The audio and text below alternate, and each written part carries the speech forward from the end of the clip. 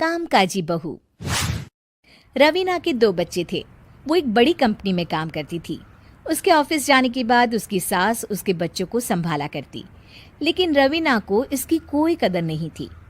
एक दिन रवीना अपनी माँ से फोन पर कहती है, मम्मी क्या बताऊं, मेरी सास तो बिल्कुल अच्छी नहीं है। वो समझती नहीं है कि मुझे कितना काम करना पड़ता है। एक तो ऑफिस तक का लंबा सफर और फिर 9 घंटे लगातार काम। बैठे बैठे तो मेरी पीठ अकड़ जाती है। खुद तो सारा दिन घर में मजे करती है, जब मन करा सोए, जब मन किया खाए। तभी उसकी सास वहां आ जाती है। अच्छा माँ, मैं बाद में आपको फोन करती हूँ।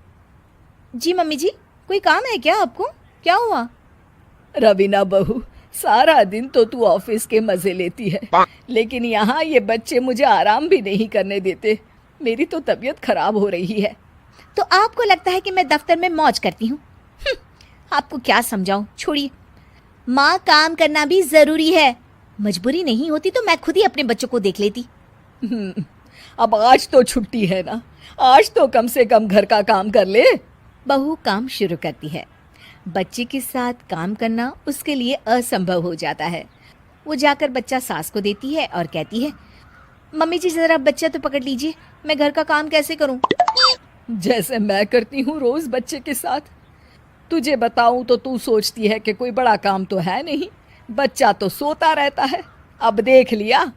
खैर, बस मैं यही तुझे समझाना चाहती थी। ला, बच्चा मुझे दे और काम कर। बहू मुंह बनाकर वहां से चली जाती है। वो मन में सोचती है, बात तो सही है, बच्चे के साथ घर का काम करना असंभव है। वो किसी तरह काम करती है और अगले दिन ऑफिस के लिए निकल जाती है। ऑफिस में उसकी सहेली उससे कहती है, यार तू तो बड़ी लकी है, तुझे तेरी सास खाना बना कर देती है, बच्चे भी देखती है और तुझे किसी बात की चिंता भी नहीं होने देती। अरे क्या लकी, बदले में मैं उन्हें पूरी कमाई जो दे देती हूँ और अपने बच्चे से दूर रहती हूँ वो अलग। हर किसी को ना दूसरे की प्लेट में ज्यादा घी दिखता है। जा अपना काम कर। अरे फिर भी ये तो है, यहाँ हमारे बच्चे को मैं क्रैश में छोड़ती हूँ, हर पल डर लगा रहता है कि क्या कर रहा होगा।